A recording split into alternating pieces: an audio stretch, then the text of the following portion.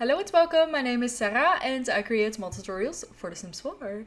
In today's video we're gonna go over outcomes of interactions. Now I have to be honest, I actually planned a completely different video. I actually filmed a completely different video, but then it turns out I skipped over so many things, so I have to redo that video. It was about interactions, so hopefully that video will come next week or maybe the week after, but soon. I had it fully planned and everything, but I've just been sick. I've been stuck with this really annoying cough for the last 2 weeks.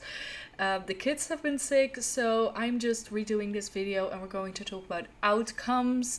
And I hope the video is going to be a bit on the shorter side, but I cannot promise anything. So in the game, we have 3 different outcomes that can happen when we do an interaction, and in the interaction there will be an outcome.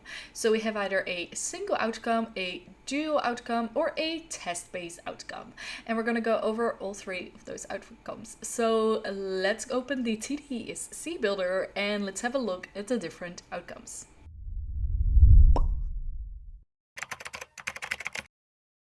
So in front of me I have the TDESC builder opened and I created 3 super interactions. We have 1, 2, and 3, and then for all 3 I typed here outcome, and then I also added a outcome. So we got a single outcome, a dual outcome, and a test-based outcome. Now, what are outcomes? Outcomes is what is the outcome of a interaction.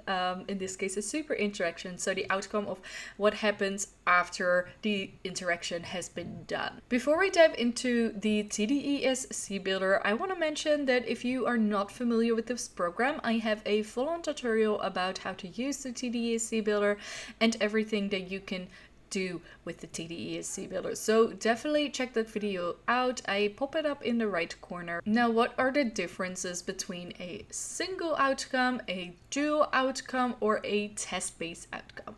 A single outcome will only have one outcome. There are no multiple outcomes possible. It's just one. Something happens, something is the result. Now, a dual outcome is a little bit different because there are 2 kind of outcomes possible. So we click on an interaction and something happens, and then we could either have a successful outcome or a failed outcome. And then we got the test-based outcome, which is a outcome based on test. But a test is a test placed on the sim. For example, my sim needs to have a certain trait to have a certain outcome. So the test-based outcome is actually the outcome that people get most confused by because it looks very intimidating. But once you understand how the test-based outcome works, it is actually so easy to use, and it's my favorite one to use. I use this one all the time. You can definitely personalize your mod in so many different ways with this type of outcome. Now, what can we do with outcomes? I've gone back to the single outcome file because this one is actually the easiest to explain. But the one thing I want to mention is that all these underneath actions, that all of that is actually the same in each possible outcome. We're going to start off with the single outcome, and then in the dual outcome and in the test-based outcome, I'm only going to explain what is different from the other outcomes. Now, the best thing to do first, if you already have something in mind that you're trying to create, is of course to just hover over every single possibility and just have a read of what everything does. Now, I'm going to explain to you the most common ones, but I'm not going to go over every single possibility over here. So the first thing we're going to talk about is basic extras. Now, I love using basic extras. Not only can they be used in outcomes, but they can also be used in the interaction themselves. For example, we could do payments. Our sim needs to pay some monies, as most of you guys know by now. I love playing with the whole money system in the game, but yeah, if I didn't, I wouldn't have the Road to Wealth mod. But yeah, we could definitely go and have a look at payments. As you can see, this list is very long. So payments. We could make our sim pay after a certain interaction happens, and then we could even change And then we could even say in the other types of outcomes that if my sim has a certain trait, then they need to pay a certain amount of money. Then if my sim has a different trait, then they pay less money or something. So yeah, you can definitely go crazy with these, and the basic extras is just very helpful. I always think that basic extras are similar to action loots, but they're of course not the same, because with action loots we can actually do more and be more creative. But if you want to add something simple, like we could also add a buff, then you just use basic extras if you are not willing to actually create another file for the action loot. Then it's always handy to just use basic extras in your outcome.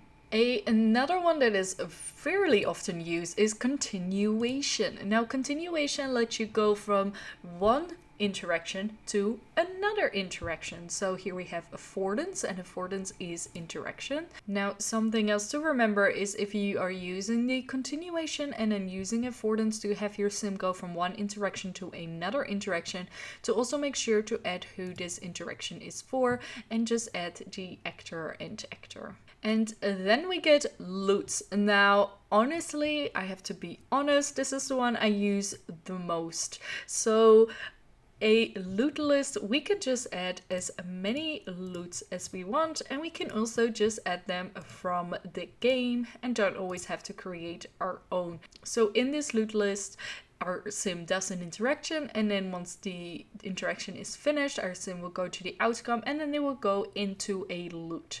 And then it will just use every single loot that you have selected in here, either from game or created by yourself. Now, those are the three that are used most often. Moving on to the dual outcome. Now, the dual outcome has two different types of outcomes. We have a failure actions and a success actions.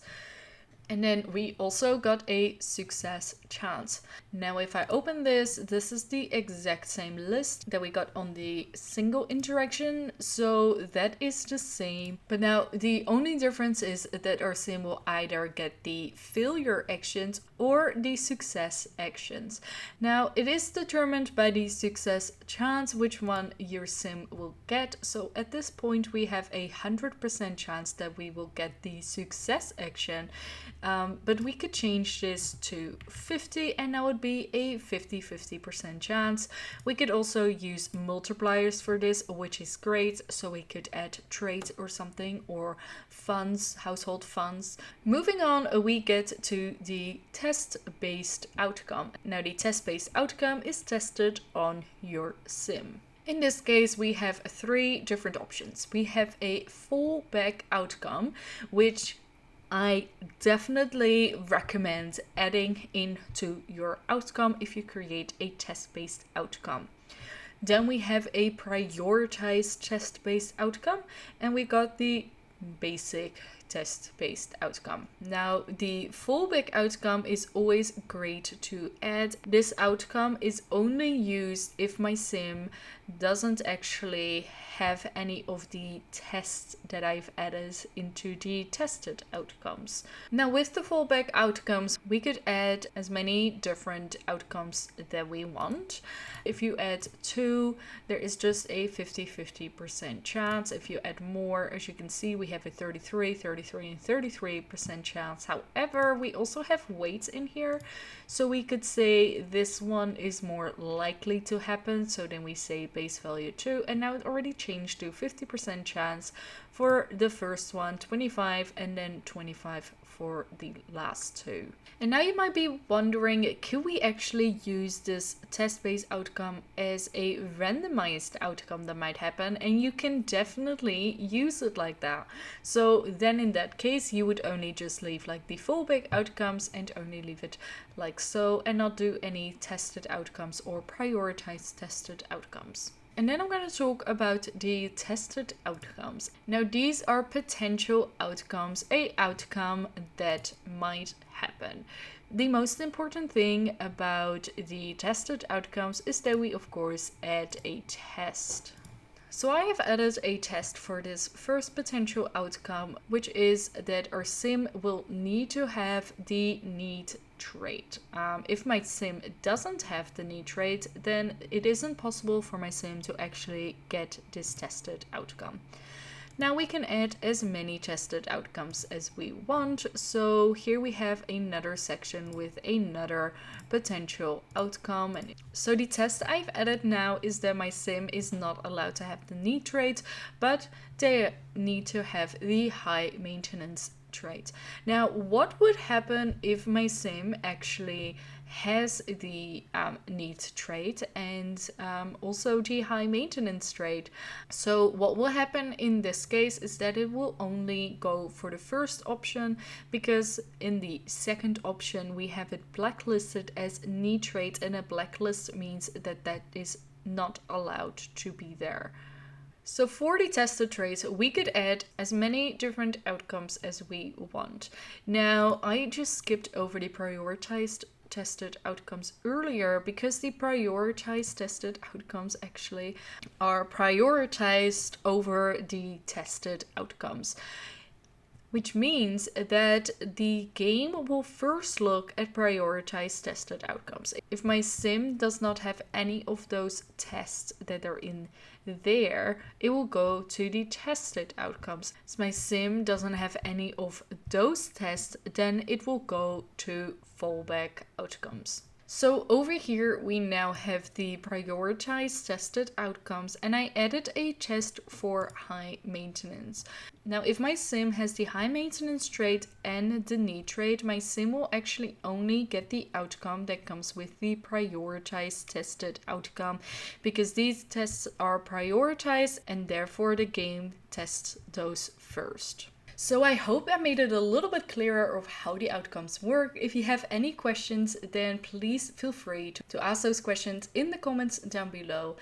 If you enjoyed this video, then please give the video a like and subscribe for the channel for more Sims 4 content. And I'll see you guys in the next video. Okay, bye!